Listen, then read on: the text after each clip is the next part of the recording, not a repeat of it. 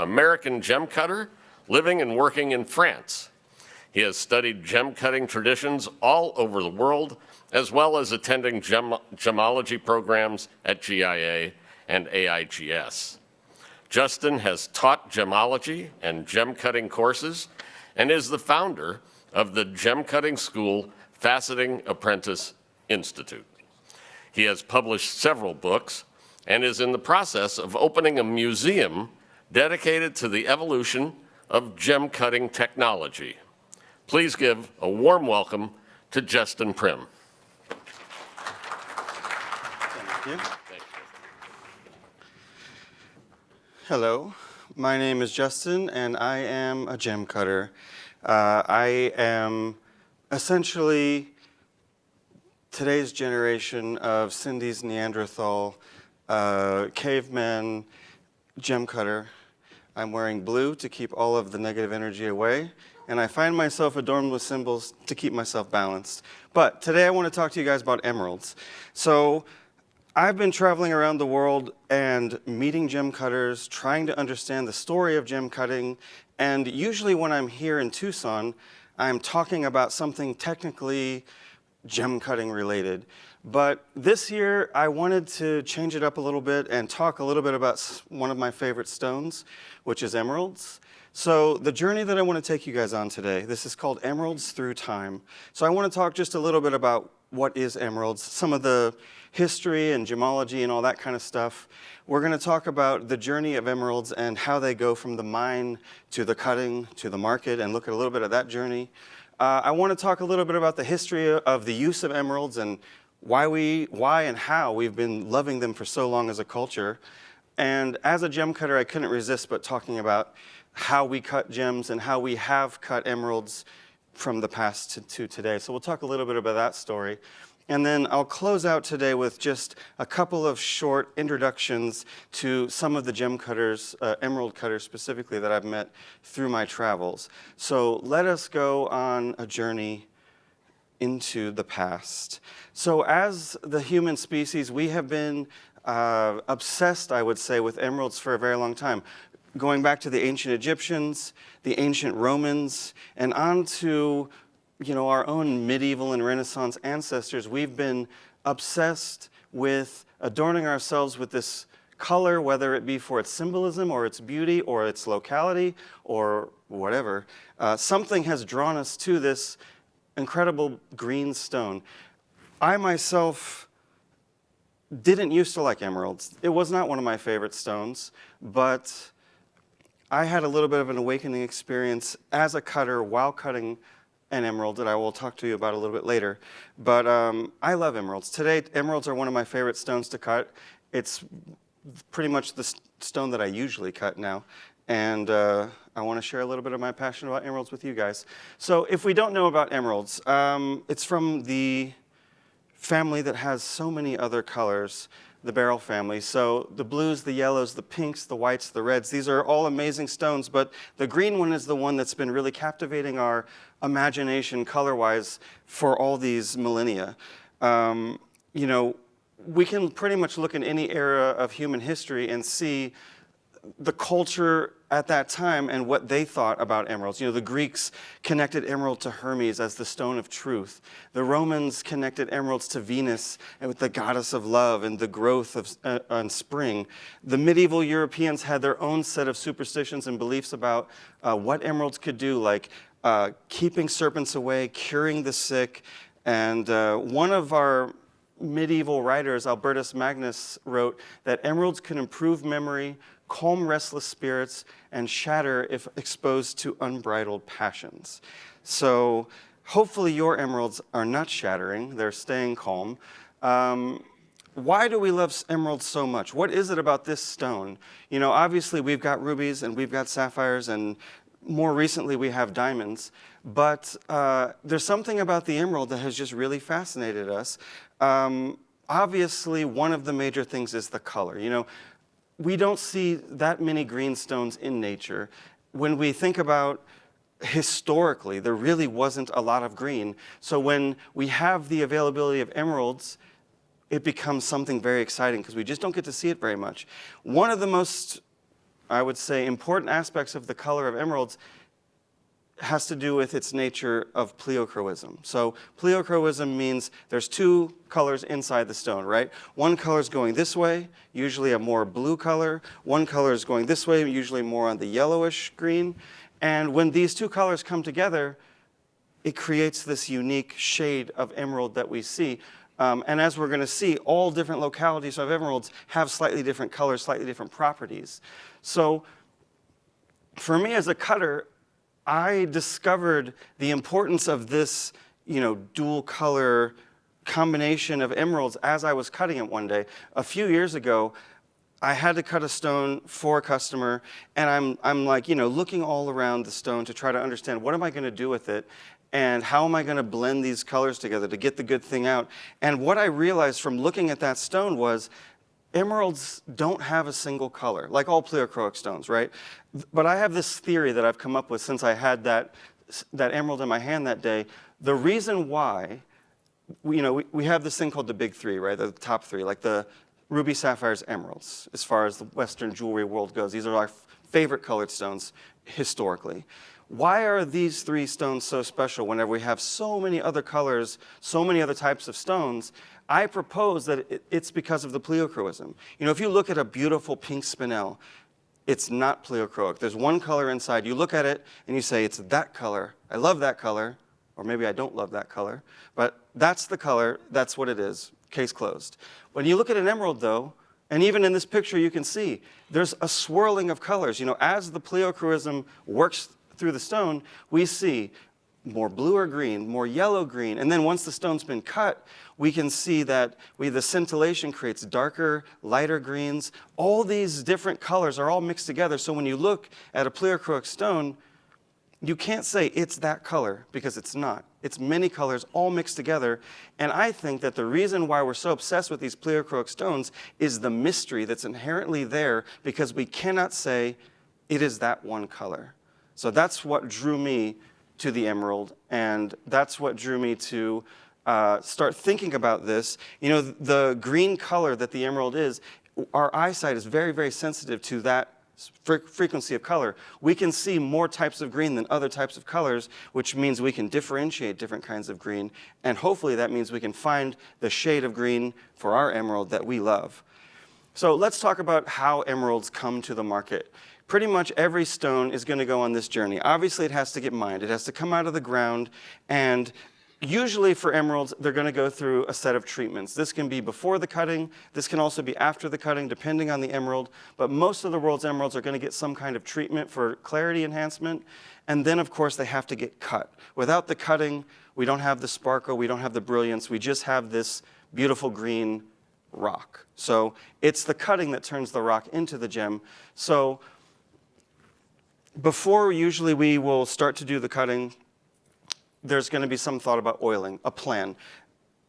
Does this stone need oiled? Does it not need oiled? Usually people that do emeralds are going to be specialized in that field. So they know everything about the price, the market, and which stones could be oiled or shouldn't be oiled and how that's going to affect the price. Quite complicated, actually. But once the stones have been oiled, there's some, as gemologists, there are some things that we can look at to understand if the stone is oiled. One of the most obvious things that they teach you in gemology school is to look for this, what they call the oil sheen, this sort of rainbow colors that we can see just under the surface. So this is giving us evidence that that stone has been oiled. And then I just kept a couple of photos from a before and after. So we're looking at kind of this line right here, and it's kind of a dark line. It sort of breaks up these two sides. Once the stone's been oiled, and this is microscopic, so it looks a little bit more exaggerated than you'd see in real life, but the inclusion gets lighter, the oil spreads through the inclusions and makes them less visible to the eye, which means that your stone looks more green, less filled with other things. So obviously this treatment is going to have an effect on the price. So as an example, we can think about if we could have a 3-carat emerald, and then the options that might be are mildly oiled, moderately oiled, and significantly oiled or significantly treated. These are the kinds of labels that the lab will give when you get a report. So just to give us some idea about how these treatments might affect price. So if you've got, let's say, the same, hypothetically, the same emerald in 3 different versions, the minor treatment, which means less oil and which means the stone didn't need as much oil, could be somewhere between $12,000 and $18,000 per carat. If that stone needs more treatment, or it gets more treatment because that means it has more fractures, the price is going to go down somewhere between $8,000 and $12,000 per carat. And if that stone before oiling was super, super fractured and it needs lots and lots of oil to really hide the inclusions and look as clean as that stone looks, the price is going to go down even more, maybe something around $4,000 per carat. So we can kind of understand that the more treatment that comes, the lower the price goes. But on the flip side, if we don't do the treatment, if the stone needs the treatment, then the fractures that we'll see will be taking away from the beauty of the stone, which means it might not be possible to sell it. So there's a fine balance between, does the stone need oiled, which means it's going to lower its price per carat, or can we sell the stone with no oil, or is it too fractured to, command the love of a buyer? Now, usually for me as the cutter, the treatment is not a very big part of my process, because usually the treatment for the emerald happens, in my experience, from the dealer. So usually they give me the stone and I cut it and I give it back to them. And whether they've oiled it before or after is kind of part of their whole business model, but not part of mine. But this is where, for me, the trouble or the excitement, depending on how you want to think about it, comes. So we can see in this perfect crystal, we've got the classic barrel shape. We can see where the 2 colors will be. So the C-axis is the growth axis of the crystal, so that's one color. That's going to be the length of the stone, if it's a long stone. And then the other side, whichever direction you go, is the A-axis. So these are our 2 color axes. The A-axis is typically more of that bluer green, the desirable green. And then the C-axis, or the ends of the long stone, are typically a less desirable color. It could be yellow, it could be a greener, like a yellower green, sometimes it can even be a darker color. So when I'm looking at this stone and I'm trying to figure out what am I going to do, I have to think about, how am I going to blend these 2 colors? How are those 2 colors, once blended, going to affect the final price? And also I've got to figure out how to compromise that with weight savings, because if I just cut for color, I might lose too much weight. If I just cut to keep weight, I might end up with a bad color. So there's quite a lot of planning that has to go into this. And you can see this is the same stone on 2 different axes. So notice when we're looking at the A-axis, we have more of a blue-green color, kind of a minty color, if you will. And then when we're looking at the C-axis, we can see it's a lot more yellow. We don't have that blue tone inside of it. And typically for me, I'm trying to bring out more of the green-green or the blue-green and diminish the yellow-green. Now, if we can blend in some way the blue aspect and the yellow aspect, yellow and blue make green. So there's a lot of different ways we can do it, and it really depends on the shape of the stone in terms of like what my plan will be. So when I'm thinking about cutting, here's my ideas about color theory. So I want to end up with something that's like green with a hint of yellow, if I can. Not all stones from all localities can do that, so I'm really trying to think about how to balance these 2 colors. And the way that I'm going to balance the colors has to do with the angles that I put on the back of the stone, because I can control where the light moves in the stone. If I want it to go, through the long end of the stone more or less, if I want to go through the width of the stone more or less, I can actually control that with the angles that I make on the back, as well as the length of the stone affects it too. So I'm really thinking about how deep is the bottom of the stone going to be, because that's going to change, and how deep the ends on the length are going to be, the bottom facets, so that I can really pull out the best for this specific stone. So I have a gem cutting school, and we're teaching about gem cutting a lot. And we teach kind of basic principles about what are the kind of rules of cutting. And some stones kind of break those rules. Emeralds are one, because we have to really consider carat weight. Like color and carat weight are both really, really important. So if we cut to get some kind of crazy, super sparkly shape, but we lose 60% of the stone in the process of doing it, we probably will not be able to recoup the weight that we lost by creating some kind of crazy, fantastic design. Or if we're doing that for color too, if we're just using a normal cut, but for whatever reason we have to lose so much of material to try to get our color, it might not have been worth it. And that's where experience really comes into play. So a lot of people don't, if you've not dealt with cutting or dealt with cutters or hired a cutter, you probably might be surprised to know that the average yield, and this isn't really for emeralds, but for most stones, is about 30%. So if you have a 10-carat emerald and you're thinking, ooh, I'm going to give my stone to Justin after the talk, and he's going to cut me a 10-carat emerald out of my 10-carat rough, I'm sorry to say that you're probably going to end up with a 3-carat stone, just on average. And if there's matrix as part of that 10 carats, it's going to be even lower. Now, that's for jewelry. We also work with Swiss watch companies to do watch stones.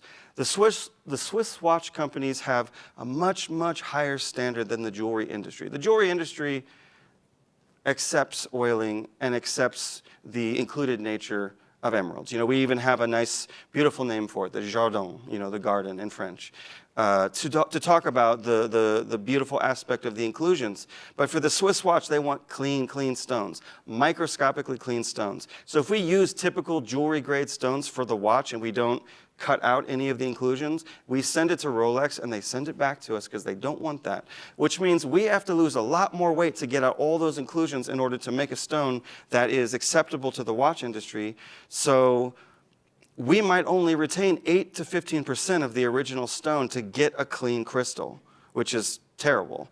But that's what we have to do, which means the price per carat on those stones becomes extremely high.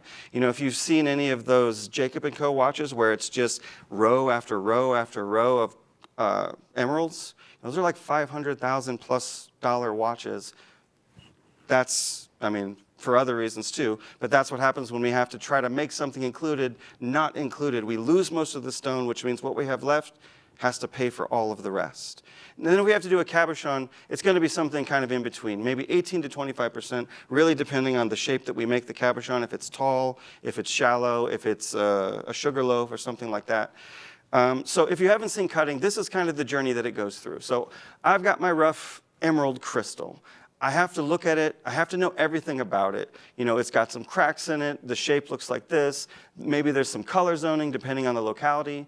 I make my plan, and then this is my first step, preforming. So I take the stone by hand, I shape it on the lap, and I've gotten rid of all the extra material, the mica, and made a shape that's similar to what I'm going to go with. In this case, I think it's going to be a square.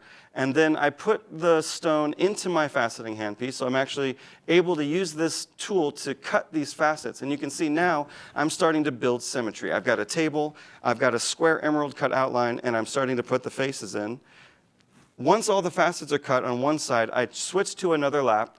This is a fine grit diamond lap, and this is what makes the stone shine. So the cutting process, or the cutting step, makes all the facets, but the polishing process, or the polishing step, makes all the facets shine. So we have to do everything essentially twice. And you can see, once the stone's polished, how the light is bouncing off and showing you these different shapes. And then once I'm done, I have to clean the stone. This is really, really important for emeralds, because if I leave some oil on the stone from cutting, that might influence the lab report that this stone gets. And it's happened to me before where I've submitted a no oil stone to the lab. They've given it back to me with a report that says oiled, which I knew was a mistake, but on my part. So I can soak the stone overnight in alcohol or acetone, something that will dissolve the oil, and then submit it the next day, and they're giving me a clean report. So we've got to be careful about this. And if we've got customers that say, this stone is a no-oil stone, we cannot have oil in the process, we've even got special laps and special techniques so that we can cut the whole stone with no oil. So this is what a typical recutting of an emerald might look like. So you can see the stone on the left, if you look at the shape, it's a little bit tapered. It doesn't look perfectly square. The top looks a little bit wider than the bottom. And if we look at the lines that make up the faceting pattern, right here, right here, right here, they're not parallel, and the table looks a little bit like it's twisted, which means that some of the other facets aren't parallel. So typically when a customer brings a stone in like this, they just want a bit of a facelift. You know, they want to straighten out the stone, make the outlines straight, make all the facets parallel so that it's very appealing. You know, if you really look at this stone as a potential buyer, for me at least, the asymmetry of the faceting pattern would really prevent me from buying this. It really, for me, turns me off. I don't want to see, and maybe this is just my perfection as a cutter, but I don't want to see what should be a symmetrical shape all twisted and crooked. So we recut the stone gently because we don't want to lose too much, but also the customer's trying to get us to pull out some more color, you know, changing the facets on the bottom, changing the angles to try to enhance where the light's going. And so you can see in the final version, notice my girdle line, my tier 1 line, my table line, the other side, everything is perfectly symmetrical. I've made all 4 corners the exact same side, which they weren't quite the same here. And everything's just perfectly straight. And notice how I've brought out a little bit more warmth to make it more of that sort of emeraldy green that we hopefully would like to own.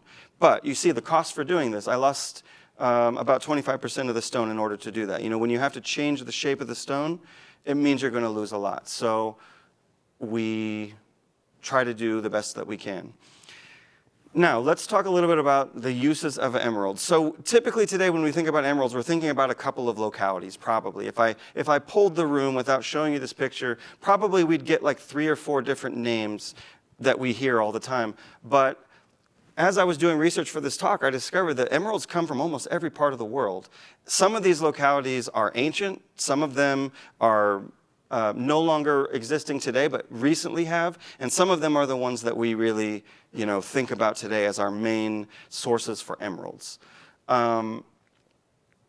So the story of emeralds, you know, if we go back into the Renaissance or before the Renaissance, we don't see a ton of emeralds being used in, you know, medieval Europe. The sources of antiquity were kind of dried up, and there just wasn't a lot around. But once the Portuguese started traveling west, coming back with things from the New World, and then later the Spanish were doing that too, we start to get this craze for emeralds in Europe because they're available. So the Muzo and Chivo mines are some of the first ones that were so-called discovered by the Europeans that were going over there, and they were starting to bring those back. Today, most of the South American stones are being cut in South America and India. So these are some of our cutting localities that we're going to talk about here in a minute. So if we want to think about where are stones coming from in the world today, Colombia, Zambia, Brazil, that's most of the world's stones. And then all those other places on the map that still exist, like Australia, and what else was on the map? I don't remember. The few that come out of America, I guess North America, would be considered, you know, part of that 13%. Cutting, however, is a different story. You know, we've got these stones coming from a few different localities, but then most of the world's emeralds are going to go to India to get cut. Some of them will stay in South America. Colombia and Brazil both have cutting industries, but all the rest of the stones, all the rest of the world's cutting, which includes me in France and any of the American cutters that are, you know, here today with us, are only in that little 5%. So really, India is a dominant force for emerald cutting, whether it be cabochons or faceted stones. So we could go all day about localities. I actually have a full day's class talking about emeralds, but I'm just going to give you guys a brief run through of some of the different localities and how different they look. Because like any other stone, you know, the place where the stone comes from affects, because of the chemistry and everything else that's involved with the place where the stones are essentially growing. So I put together this slide. This is kind of like some of our most famous areas that we get stones from today. You know, Colombia, obviously, the most famous, the one that we think of first when we think about emeralds, and it's the one that really defines the color that we expect to see when we say the word emerald. So everything else that we talk about with emeralds typically will get compared, you know, how close is it to this classic color. So Colombia is kind of the gold standard. But then we've got so many other localities that have beautiful colors and beautiful stones. Panjshir being one that is maybe one of the most similar to Columbia, but the way that they come out of the ground is much different. Sometimes Columbian stones, if you look at pictures of rough, they can get huge, like, baseball, softball sized crystals, whereas Panjshir stones, and the SWAT stones are kind of like this too. They're super small, 2 by 3 millimeter rough, which means we've got to be very, very careful when we cut them because there's not much to lose. The good thing about the Panjshir is there's not that many inclusions in comparison to Columbia. So we can get that same deep color in small stones without having to maybe cut as much out as we would. I think, I'm not totally sure, but I think these Panjshir stones are some of the favored, or could be some of the favored ones for the watch industry because they are almost the exact same size that the watch manufacturers are asking for, but with that great color, but without so much of the inclusions. And then, of course, we have to say Brazil. Colombia and Brazil have both been these sort of historic, long-running mines and are both very desired today. When we look at some of the other localities, Sandawana, Zambia, Ethiopia, these ones are kind of giving us a slightly different shade, maybe a little bit more neon, a little bit more blue, slightly less saturated, depending, and also, of course, not every stone from the same mine is the same. You've got different grades inside of the ground, and as the stones come out, you might have a patch of really saturated ones, really included ones, less saturated ones, and everything in between. But so this is just to give us a general sense of how the colors might be. Now, when we get to some of these lesser known localities, or maybe you can say lesser desirable localities, like Australia and Nigeria, we're seeing a lot more blue color. And the Australia ones, to me, are actually quite interesting because they've got this unique banding. So this is a stone that I cut for a customer a while ago. He was asking me to accentuate the banding as much as possible. I guess he liked the banding. But usually whenever we're working with Australian emeralds, we can pretty much know right away. They don't have a super deep yellowy green color. It's more of a blue-green. And a lot of times we see those white bandings in there. So that's kind of a telltale giveaway.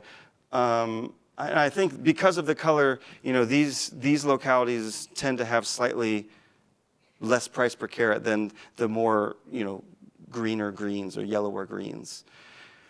So let's talk about cutting, because this is my favorite subject, and this is the thing that I can really speak on more than anything else. So if we're looking at the history of gem cutting for cabochons, the first thing that we're going to see historically, for emeralds, the first thing that we're going to see historically is cabochons. So cabochons have been used since ancient times. I think the oldest cabochons that I've ever seen are like maybe 2000 BC, ancient Egypt. I don't know if, and the Egyptians had their own source for emeralds. So we see the cabochon thousands and thousands of years ago. We see the cabochon still today, whether that's the round dome cabochon or the sort of pointy sugarloaf style. Either way, they're both kind of in the category of cabochon because they're not faceted. Once we can see some examples from the period. So 16th century emerald and ruby ring. Centerpiece of the ring is this beautiful glowing green cabochon. A little bit later, Germany, late 16th century, silver ring with what it looks to be a sugar loaf. I'd love to see this one in real life because this is probably one of the oldest sugar loaves that I've seen. But if we look closely, we can kind of see the lines right here kind of pointing towards the center. This is telling me that this stone is triangular shaped at the top and it's sort of sloped up, which is how these curved lines get made. So that's kind of cool. Once we get into the Renaissance and we've got brand new technology which allows us to cut flat facets, the faceting revolution begins. So the first type of cut that we see used for the emeralds is a step cut. The step cut just means parallel rectangle. So you can see here on the top of this stone, we've got 1 step, 2 steps, and the table, and then the bottom is 1 step, 2 step, 3 steps. So that's a step cut. It just means rectangles stacked up. They started using this probably in the beginning of the 1400s. We're still using it today. If you go out into the show downstairs, it doesn't even have to be emeralds. You could be looking at tourmalines, you could be looking at heliodors, pretty much any stone that grows in long shapes, you're probably going to see a lot of step cuts today. it hasn't really changed in the last 500 years. They figured out the kind of design that maximizes color and follows the shape of the stone. They didn't really have to improve on that. We still use that shape or use that kind of design almost every single day. We can see some examples from the period though. One of the things that I like to see in these old examples is the cutting of the quality. So when I'm teaching my students how to do the step cut, it seems really, really easy because it's just a couple of facets. It's not very complicated. There's not all those crazy triangles or anything. It seems simple, right? But the thing is, when you've got a bunch of parallel lines, like in that before and after I just showed you, if the lines aren't perfectly parallel, your eye will see that. Even the layperson could notice. Maybe they won't see that all the lines aren't parallel, but they'll see, this one looks a little bit off. Show me another one. So when we look at the antique stones and we see, if we understand the kind of technology that they had then, we'll notice a lot of asymmetry. Like notice how the table and this first step are not parallel. This basically means that the stone was a little bit twisted on the stick or on whatever kind of tool the cutter was using. So we would expect in the early days of faceting, into the 1500s, where they didn't have very good technology yet, that we would see something like this, crooked facets. As we move forward, we see more step cuts. They don't really change in design. As I said, we still have them today, so they haven't changed that much. One of my favorite types of cuts that have been especially popular in emeralds is the briolette. I love an emerald briolette, and I was really, really sad whenever, to hear about the Louvre robbery, because some of my favorite emerald briolettes were stolen.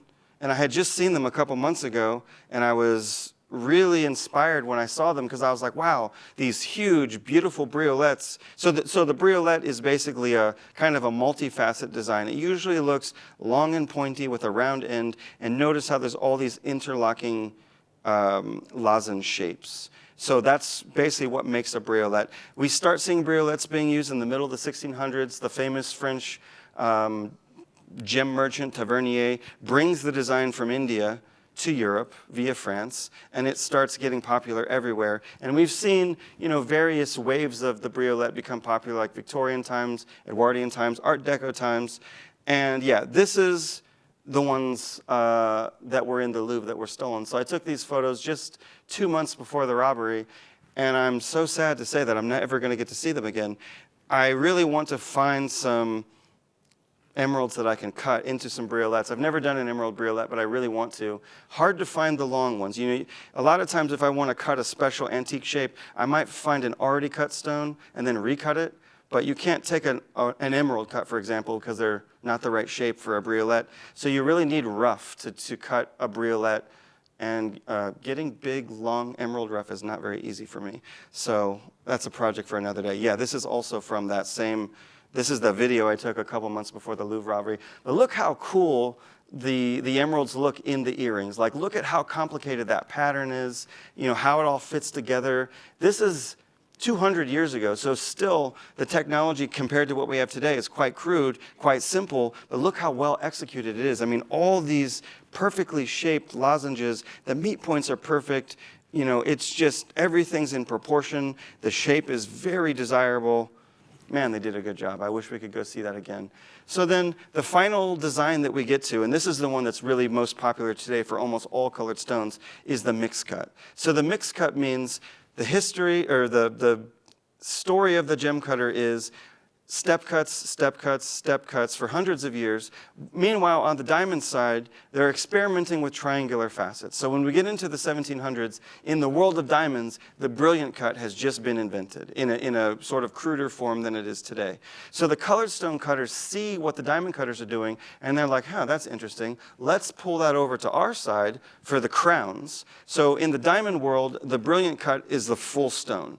There's triangular facets all over the crown, triangular facets all over the pavilion. That's what makes the diamond so sparkly. But if we take the bottom of the diamond and put it onto an emerald or any other colored stone, first of all, we lose a lot of weight because that's not the shape of our colored stones, and we lose a lot of color saturation, so that's a no-no. But the crown, what I'm showing up here, these complex looking crown facet patterns, whether it be for a pear or a cushion or really any shape, is really good for making the stone look more attractive, look, kind of give you this effect where you want to gaze into the center of the stone. The faceting pattern draws your eye into the middle, and then the step cut that's on the bottom, so again, step cut, brilliant plus step cut makes a mixed cut. So the step cut facets on the bottom are keeping all the weight and keeping all the color. The brilliant facets on top are making it a little bit more sparkly and just making it look a little bit more pleasing to the eye, less geometric and more, I guess you could say, mysterious, something that draws you in. So we can see some early examples of this. We can find earlier examples of the mixed cut, but this is the earliest mixed cut emeralds I could find, at least in my research. So these are from 1870, and really we're just looking at this big one on the bottom. Though we can see there's a lot of emeralds in this piece, a big emerald cut in the middle, and then we've got other shapes around here, but the bottom one we can sort of see. It's got the brilliant pattern on top, the step cut pattern on the bottom. Today, when we look at emeralds, this is pretty much, if we don't see an emerald cut, we're going to see a mixed cut. If it's not an emerald cut shape, if it's a cushion or the rare rounds, but most likely the pear shapes, we're going to see them done as mixed cuts, and we can see them here too. It's funny that the shape that we think of most for the emerald, which is named after the emerald, is the one that actually came last. So we go through all those phases only to come back to the step cut. We cut off the corners and call it an emerald cut. Now, the reason why this is the emerald cut, and this is one of the things that I learned through the process of cutting emeralds, the emerald cut perfectly matches an emerald crystal. More often than not, the emerald crystal, if it's a well-formed crystal, it's kind of like a pencil. It's a long rectangle. It's typically broken at one end. And because of, maybe from nature or the mining process, typically the corners are kind of broken off, or they're not sharp at least. So if you want to maximize the shape of an emerald, you follow what nature gave you, this rectangle, and you make corner facets because the corners are already broken off, so you just follow what nature gave you, and then all you have to do is decide where's the table going to go and where am I going to put the bottom. So the emerald cut is the best cut. If the stone is a long rectangle, the emerald cut is the best cut for keeping the shape, without losing any weight, and also maximizing color. And it creates a very nice border outline of the inside of the stone. So if we want to appreciate that jardin, we have a nice frame for it, which is the emerald cut table and crown. So we can start to see the emerald cut coming in the 1860s. Somewhere in the middle of the 1800s is when we first see them. And then, again, just like the step cut rectangle, they really haven't evolved since then. We built a form that was essentially perfect. We don't need to change it. We don't want to do anything that's going to take away from the color or the weight maximizing that this cut does. So it's never really evolved since then. So the last thing I want to leave you guys with is just to show you a couple of the faces behind the scenes of this, sort of mysterious world of emerald cutting. So in my travels, I've been lucky enough to meet a lot of cutters in all parts of the world. One of the most influential cutters that I've personally ever met is this comic book character right here. His name's Manuel Sora. In Paris, he's kind of has the reputation of being the best cutter in France. Not only has he been sort of awarded with the title of Meilleur Ouvrier de France, which means the best worker of France. It's a title that they give to the best craftsman, but he's also been given the title from the government of Maître d'Art, which means Master of Arts, which means not only is he the best worker, he also does apprenticeships so that he's passing on his mastership. So every time I go to Paris, I like to sit down with him. He is extremely cautious about people seeing what he looks like in public because he's worried about getting robbed after he leaves the office, which is why I'm showing you him in comic book form, because he doesn't want anyone to take his photo. But anyway, this is what his cutting studio looks like. He's sitting there all day. He's got the old school hand crank. So he's sitting there cutting the emeralds. And there's a couple great videos online where he's talking about cutting emeralds from Muzo. Again, without showing his face. But he talks about how every stone that he gets in the studio, he puts it on his desk and he just lets it sit there for a couple days. He really wants to think about, what does the emerald need? What kind of cut can I do in service of that stone? The way that he speaks about the emerald, whether he's speaking in French or in English, is so poetic. And every time I have the chance to sit with him, I'm just jaw drop, like he is such a master of what he does and he knows how to express it. And the stones that he makes are just so incredibly perfect. They're gorgeous, as you can see. I mean, the forms that he can make with this very, by American cutting standards, he's using a very crude machine, but he has mastered his art to the point where he can do anything he wants and still get, amazing color, amazing yield, to the point where a company like Muzo, which has a whole factory in South America, would still send their best emeralds to Paris just so that this guy can cut them. So my other most influential cutter who's really impacted my journey as a cutter is this guy, Ken Harrington. So Ken Harrington was trained as a gem cutter in the late 1960s in a company called Chas Matthews. So Chas Matthews has been known for about 100 years as the best cutters of the UK. Sadly, they closed their doors last year. Ken has his own studio now, down in Ipswich, so he's not in London anymore. So Ken told me this story. I visited him after the pandemic. He told me during the lockdown, he was locked down in his house. His studio and his house are kind of like a duplex, so he can just walk outside and into the studio. So he didn't get locked down from work. So one of his best customers from another part of the UK comes down to Ipswich where he lives and gets locked down with him on purpose. They spend 2 years in the house. He said he cut over 3,000 emeralds during the pandemic, just day after day after day. And one of the coolest things that Ken has shared with me is a kind of a sort of secret technique that he has that he calls fusing the flaws. And in this picture in the top right, I'm taking a photo of him doing this. So Ken has both a hand crank, old school hand crank wheel for the cutting, but in the polishing, he's got a motorized wheel for his work. So what he's doing in this picture, he's got his emerald on the stick, so he's holding the stick against the jam peg, so that's giving him his angle. And so the problem of the stone that he's cutting is that there's a flaw, like a surface-reaching flaw across the table. So what he's going to do here, he's polishing the stone and the wheel's spinning around, and then he takes a rag in his hand and he grabs the lap spindle and stops the lap. And when he does that, it makes this little and then he picks it up, and the flaw has been fused. I don't know how. I've been working with him and a couple scientist people to try to do a research project about what's actually going on a microscopic level. But I've met other cutters now that I know what to ask for. I've met other cutters that know how to do this. But this is actually something that he learned from his teachers at Chas Matthews. And I've even found documentation from London going back to like the 1940s of people talking about doing this in the Chas Matthews company. So when I met him, I was like, wow, okay, this is somebody who has a real secret thing. At this point in my travels, I don't find very many secrets anymore. They're already out there. So when I found this sort of secret or lost technique, it really blew my mind because I really didn't, well, first of all, I didn't believe that was possible. Then he showed it to me, and I couldn't believe how it was possible, and I still am curious how to do it. So the last person that I want to share with you, you might have seen, if you've seen the new Emerald book that's just come out in the last month from my buddy in Lyon, France. It's a beautiful hardcover book about emeralds, and in the section about cutters, he shares the story and the photos of this Colombian lapidary called Ricardo Jimenez. And if you pretty much look up anything about emerald cutting in Colombia, you almost always will find photos of this guy. He, like the other two I showed you, he is the man. He is the cutter for his area for cutting emeralds. And he's almost become like legendary for the gigantic stones that he's cut and also the amount of stones that he's cut.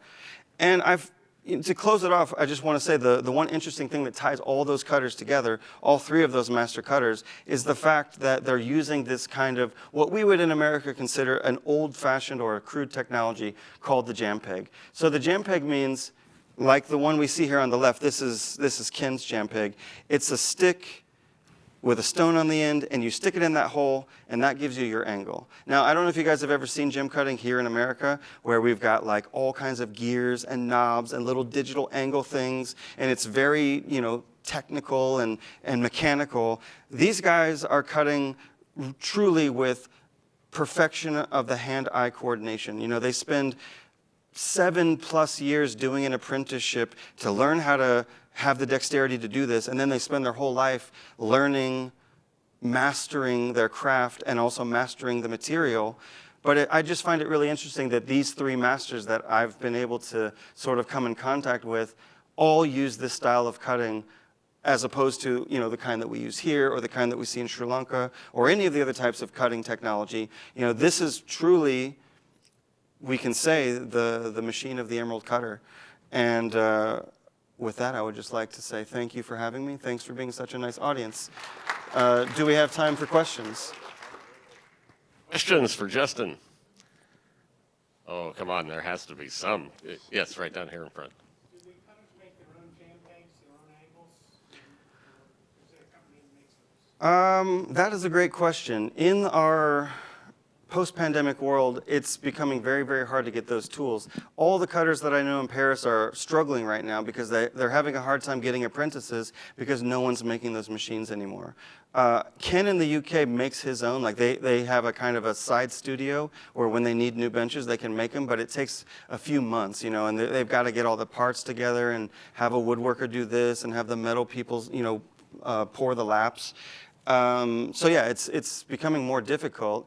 As the industry becomes a little bit more, I guess it's getting a little bit smaller in Europe, the craftsmen that traditionally have supported them by making those tools just don't exist anymore. So today, if you want to get a jam peg made, and this is my problem too, because I've been cutting jam peg for a few years since I moved to France, I can get an entry-level one, but the kind that the pros are using in Paris, we have to make them ourselves. Like we're literally trying to get one of the professional jam pegs so that we can take it apart and recast all the pieces. You know, it's basically this one. We're trying to remake all of the pieces, and to make one of those, it's like several $1,000s just to do the prototyping, and then we need to get like 25 people to kind of do a group buy because it's so expensive to make them. So yeah, it's becoming a problem. I think in South America it's probably a little bit easier. I think there still are some craftsmen that make them, but I'm not sure about that. And another question is the A-axis from the flat to the flat or the point to point? The A-axis, okay, so if you think about the emerald crystal, and the C-axis is the growth axis, the A-axis is the other one. If you look at it, it's 5 points, I guess, or 6 points? So you're looking down the C-axis when you're seeing those 5. Like if you can see the barrel shape, you're looking down the C-axis. Right, but the A-axis would go from one of the points of that crystal? Oh, it doesn't matter. It's all the way around. So whichever direction you look at it, that's all A-axis. Yeah. Cool. Another question, please. It doesn't have to Oh, be yeah, about there we go. emeralds. Yes. Go ahead. Go ahead. Have any of your books here? Good question. I didn't mention books. I have no books left because I sold them all. I do have 2 books, both about gem cutting. And if you check out our website, it's magisgems.com. I think it's on here somewhere. Well, if you go to justinkprim.com, it'll eventually take you to our website. But yeah, we have some books, but sadly I already sold them all, so sorry about that. Go ahead. We were discussing about the remnants of Lou's gems. What do you think their real age for recut is? I'm hoping that they haven't been recut and they're just in some evil safe somewhere, and maybe in 100 years they'll come back out, fingers crossed. If you wanted to recut a briolette, I guess you just recut it into an emerald cut and disguise it. I mean, you would lose a lot of weight to do that, but I guess if you got the stones for free, maybe you don't care that much. I don't know, but yeah, I guess if they hired me to do it, that's probably what I would do, because I think finding a big emerald briolette isn't that common, and I think that would be kind of obvious. Like, oh, suddenly this guy has 15 very big Colombian briolettes. Where did those come from? Go ahead. A little bit about the museum? Yeah, good. Well, you're just really helping me out here today. So yeah, we've got a new museum that's opening up. So I'm based out of Lyon, France now. I'm originally from Chicago. I've been in France for a couple of years, and we have been teaching classes there in our cutting workshop, which has been a little bit crowded. So just in the last couple months, we've got a brand new space. So it's going to be a gem cutting school, a gem cutting museum, like a museum of machines. So we've got about 125 faceting machines from all over the world that I've been collecting for like 7 or 8 years. And some of them are, these sort of big hand crank benches, but most of them are kind of like sewing machine size gem cutting machines. And so if you guys are ever in Lyon, you're welcome to come. It's going to be open to the public by appointment, so you can come and just check out machines from all parts of the world and kind of get a sense of how the technology has evolved through the course of the last 500 years. So yeah, come and visit. How many students do you take at a time? We take 5 students at a time. We do 4 classes a year. So 2 classes will be in France, 2 classes are in Brooklyn. So I'm actually flying on Sunday morning from Tucson to Brooklyn. I'm going to set up my class on Sunday night, and then Monday morning we start teaching. So Tucson to teaching back to back to back. By the end of this month, I'm going to have to sleep for a while. And how long do the classes run, the program? The class is 2 weeks, so we do 4 projects. We do round brilliant, square step cut, oval mix cut, and a recut. So really a lot of the ones that we saw on this slideshow. And usually by the time that you get through all 4 of those projects, you have a really good handle on how cutting works, how do you use the machine, how do you think about cutting. So then when you go home and hopefully get your machine and start cutting, all the foundations are there. You don't really need the help of a teacher anymore. You have enough that you can just go, and then hopefully with a few months of practice, you're ready to kind of start working for the trade. So yeah, that's our way of giving back. We've been so lucky to meet all these cutters and sit with them time and time again and, get to take photos and video their stories and all that stuff. We're really trying to put all that knowledge that we've accumulated back into our class, back into the books, and back into my YouTube videos and stuff like that. So yeah. Okay, Kay, go ahead. Okay, so now I'm just dying to know. I walk in there, I'm just, are you gonna let me really practice on an emerald? Well, we don't start with emeralds. We usually start with garnets, but we do all natural stones. I mean, I feel like if you pay to come and do a class and I give you only synthetics, you will learn to cut, but it's not that fun when you go home and show off what you've done. When you go home and you've got like a really cool sunstone and a really cool garnet and a really cool, peridot or aqua, and then like your recutting stone, and then people are like, ooh, what is that? And you're like, these are all real stones. It's pretty cool. So to me, that's just, I don't know. I don't even want to say, yeah, you could screw up, and that just means your stone gets smaller.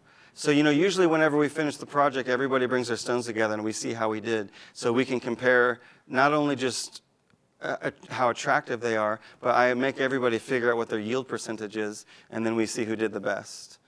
And then we can point fun at the worst one. No, just kidding. But sometimes if I have extra, tools lying around, like laps and stuff, every once in a while I will make a little competition, like whoever gets the best yield on the last stone, you're going to get to take this home, this tool. So we kind of make a little game out of it sometimes. But yeah, it's fun. But yeah, no, I think if you don't practice on real stones, then when you go to cut a real stone, you're going to be nervous. The thought of the whether it's the value, the rarity, or just you don't want to mess it up because maybe you don't have any more.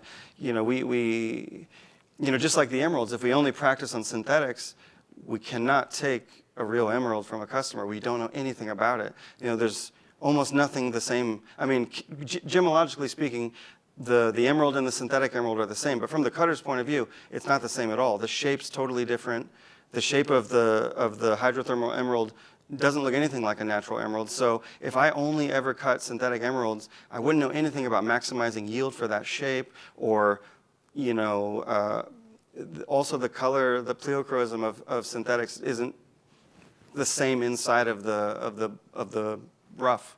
So we have to practice on real stones if we want to be able to cut real stones. Otherwise, the challenges of natural rough is what makes gem cutting hard. Those are the things we have to learn. The actual process of making the facets isn't that complicated. The big money question is, can you keep the weight and the color and still get rid of that crack?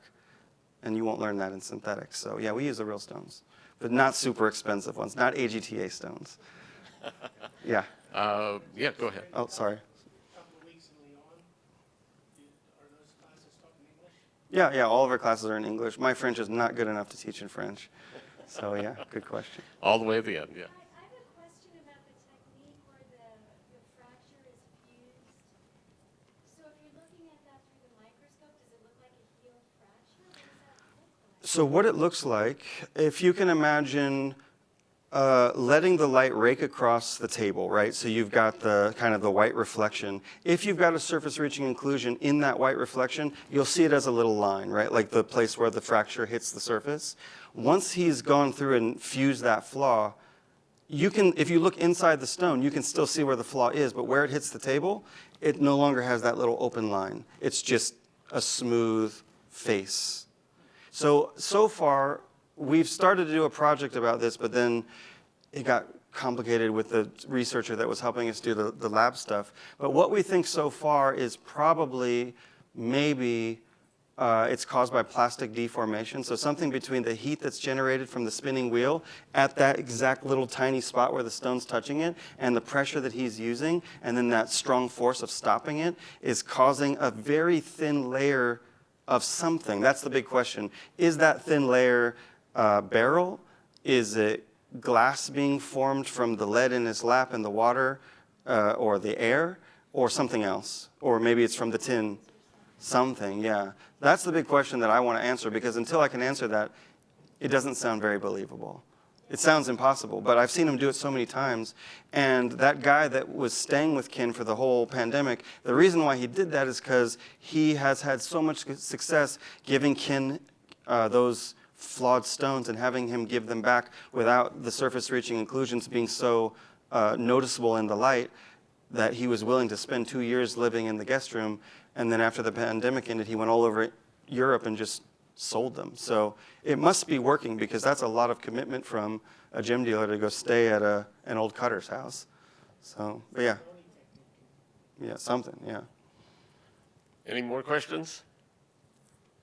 Justin, thank you so much. Thank you guys, appreciate it.